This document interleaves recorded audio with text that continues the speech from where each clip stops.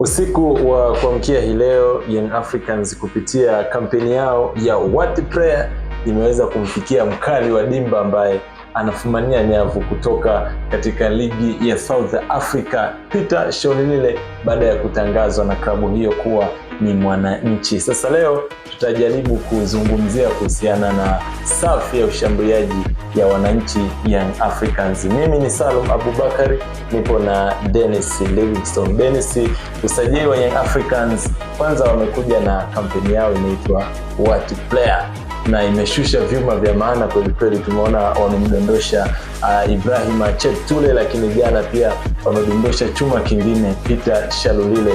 Tuanze kumwangazia nani, Peter au tuanze na Cheick-Tule? Tuanze na yule ambaye anatokea safari ya mbali na kaja hafahamiki sana kwa sababu hajacheza katika maeneo ambayo wanaonekana kwa wingi katika ligi yetu ya ligi nyingi za Afrika. Unamzungumzia Cheick-Tule, moja kati ya striker ambao wamefanya poa sana katika msimu ambao umepita akiwa na timu ya Al Jabalain. Unamzungumzaje Cheick-Tule kwa machache tu baada ya kusajiliwa na Young Africans? Kwa usajili wa Cheick-Tule na ukizingatia klabu ambayo imetokea Al Jabalain kwa msimu uliopita, ana performance nzuri na kwa umri wake ni mchezaji ambaye unaona kwamba bado anaweza akatumika kwa muda mrefu, hususan katika mipango ya misimu miwili, mitatu mpaka minne ya klabu. Na ukizingatia Young Africans kwa sasa ni timu ambayo inahitaji kushinda makombe makubwa hususan kimataifa.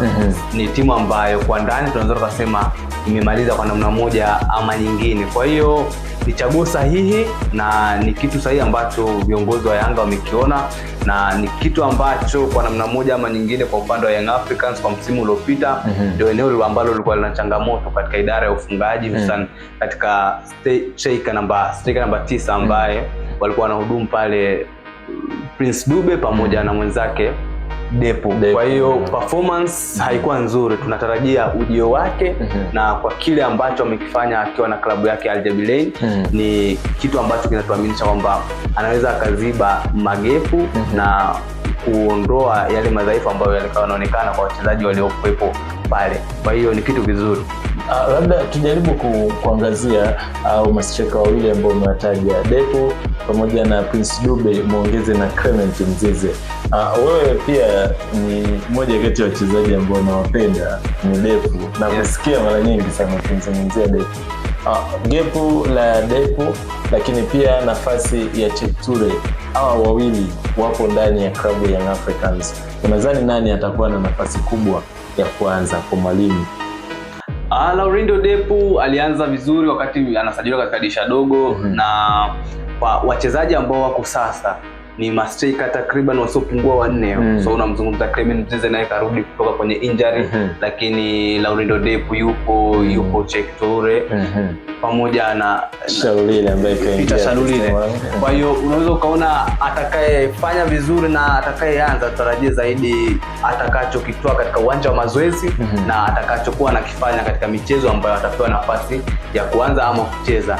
Kwa hiyo moja kwa moja kwa sasa tukiangalia profile ama vitu ambavyo wamevifanya katika vilabu vyao ama katika misimu iliyopita, unaweza ukaona ugumu kwamba ni nani hasa tumtabiri kwamba atakuwa anapewa nafasi ya kuanza zaidi katika kikosi cha mwalimu, ukizingatia pia kocha ni kocha mpya.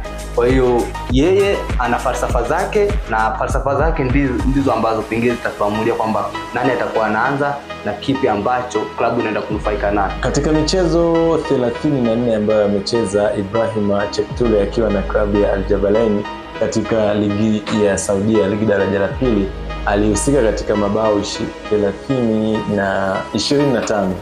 Kahusika kwenye mabao 25 akiwa amefunga magoli 19 na kutoa assist 5.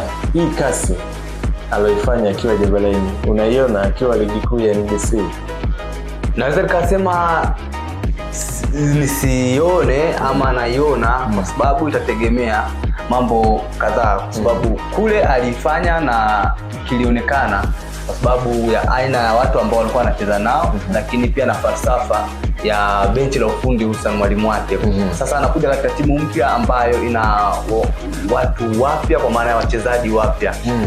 Muunganiko wake na uharaka wewe kuendana na mazingira ya Kitanzania, soka la Kitanzania, hususan pia wachezaji ambao wapo ndani ya klabu ya Young Africans, ndio inaweza ikatuamulia kwamba anaweza akatoa kile ambacho alikifanya ama la. Lakini kwa ubora katika ambao tunamfahamu kwa klabu ambayo ametokea, ni dhahiri kwamba natarajia kukiona hicho ambacho amekifanya kwa sababu ya umri wake, lakini pia yeye ni mchezaji na dunia sasa inaendana na teknolojia. Kwa hiyo inaweza isimpe ugumu sana kwamba yeye atafit vipi katika mifumo yao.